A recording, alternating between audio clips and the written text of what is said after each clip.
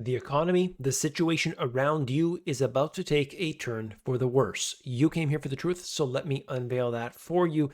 I am not here to sugarcoat it. I'm just going to give you what you need to know. In this video, we're going to look at what's happening in the economy. What about the stock market? Certain stocks have achieved higher highs, and yet some things around you are absolutely disintegrating. I want to connect all of these dots today. I've got some notes written down as well to give you information at the end to tell you what you actually need to do to make this situation, which looks so terrible on the outside, to make it at least a lot better for you when compared to the average. Many people, they're unaware of what's going on. They're not going to pay attention, and you have to be, as an individual, have to be prepared. When we look at it from the government level, we know that they're not going to help us. We know that they are not going to actually take action to do things that would benefit us. We've got to do it for ourselves. That's going to take a lot of digging, so get your shovel. Let's begin. More high profile retail stores are feeling the pain of lagging consumer optimism. Struggling discount retailers point to a cash strapped consumer. Big Lots, I was actually talking to Big Lots recently with my other business, retail business, selling to stores, and they're one of those that are closing a lot of stores. Which stores do they close?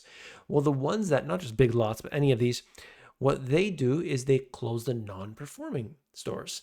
What do? We get rid of these ones that are just not cutting it. Let's do that. Let's trim. What's happening with Amazon sellers and e-commerce sellers right now? They're all of them, all the smart ones. They are starting to say which ones are our lowest performing SKUs or products, and they cut those off. They say, we're not going to sell that anymore. We're not going to sell that anymore. What does this do? Well, of course, it creates problems. It creates shifts. It's just a change. It's just a change, but it is a signal. And I've been seeing this pervasive everywhere. They are all doing the same thing. We are trimming from the bottom. When you look at stores that they're closing, but employees at these big businesses, they are also trimming from the bottom. They're basically saying, I believe it's Google who said every year or Amazon actually, we'd like to get rid of the bottom 10%. That's what we do. We're constantly, and as workers, that makes sure that you're like, hey, they cut 10% of the people a year. Don't want to be part of that 10%. I need to, consistently push. So it pushes them forward. That's the idea. Anyway, other stores, other retailers are like Dollar General. Now, this was like mind blowing for me looking at in 2019, where Dollar General and all the different dollar stores, they were the only ones actually opening stores. Dollar stores, of course, they're not all the same, but what market are they trying to get into? It's those looking for cheaper goods, obviously. And stores like Walmart were saying, hey, we're losing out to these dollar stores. But what has happened now is that this particular stock, as it says right here, the shares of Dollar General in one day dropped 32%. It admitted that its earnings report was lower, with lower income customers are still struggling. Like, this is a crazy thing. Discount retailers, where you see with Big Lots, they are feeling it as well. A lot of that is people saying, you know what, do I really need that right now? Nah, forget it. And they're choosing other things. They are really being, as the Walmart CEO had used this term, and I like to think of it all the time, is choiceful. And they're basically saying, I don't need that, but I'll spend it on that. And it doesn't mean that they're not spending. Oh my goodness, they're spending more than ever before. Debt, when we look at it with credit cards, for instance, it's at the highest level it's ever been. But the savings rate continues to decline. It's basically non-existent. And by the way, savings rate doesn't mean like how much cash in the bank, because you could say, hey, they're just investing it. It's what's left over at the end of the day. That number keeps declining. This is a problem. Okay. So we have that. We can connect it in with other things. Look, I'll show you some of the charts. You can see Dollar General's stock, just to give you an idea, like 32%. Yeah, we haven't seen that before. This chart goes all the way back to the financial crisis. Looking at how far this stock has moved in relatively short period of time, hey, you were thinking that everything is good. No. Since this period of time of increasing interest rates, the consumer has been hurt. If you are feeling this right now, trust me, you're not alone. You are not alone. And so this is what's happening, and you could see it being felt in this one particular stock, but it's just like a small piece of the puzzle. How many Dollar General stores are there in the United States? 19,000. 19,000. And so you could see where they are located on this map, just to give you an idea that this is spread everywhere. It's not just one place. It's not one place. When we look at the stock market overall, we are near the highest that we have ever been in many different ways. And you could look at it not just in dollar value, because I don't think that's really fair, especially when we look back 100 years. It could say, hey, this thing just keeps going up, up, and up, and up. Your financial advisor tells you, hey, you got to invest because look at that chart. It just goes up and up and up. But comparing it to the GDP gives us an idea of where's the stock market at versus the economy.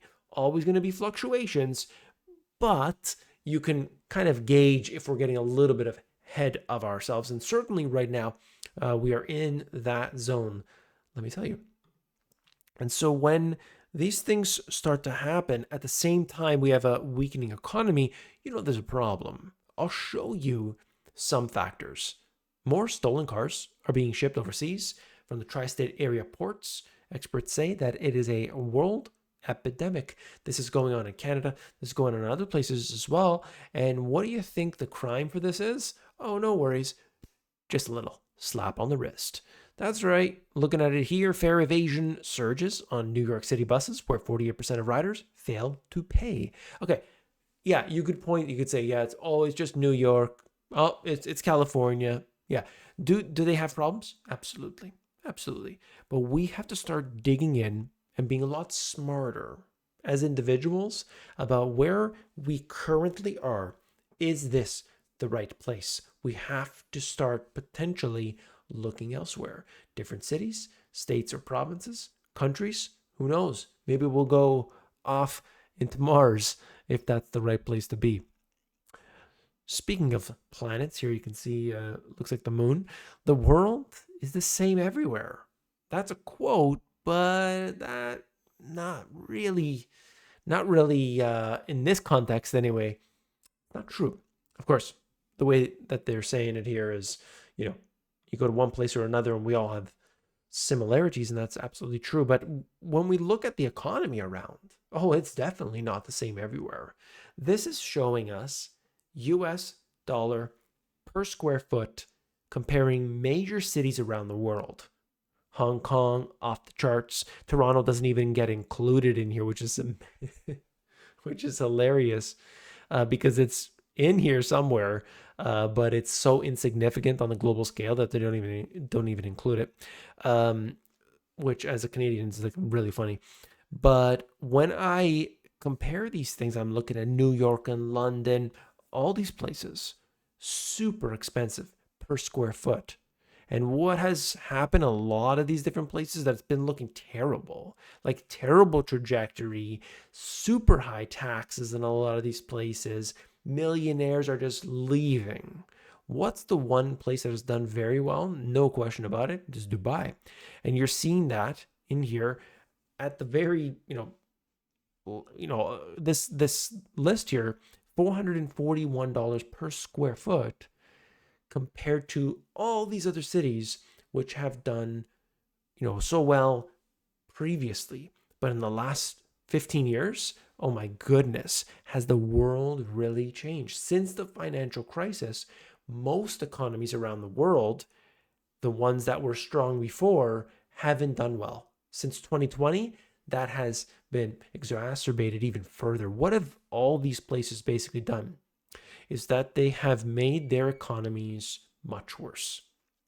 They have made it much worse, and they don't intend to fix it. That is an absolute fact. Dubai, on the other hand, United Arab Emirates, has done extremely well. If you could say, yeah, but this and that and so on, Singapore, in many ways, is a lot like Dubai or United Arab Emirates.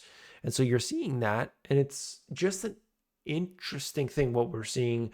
I don't think the world that we've had over the past, let's say, 50 years is the same world that we are living in today.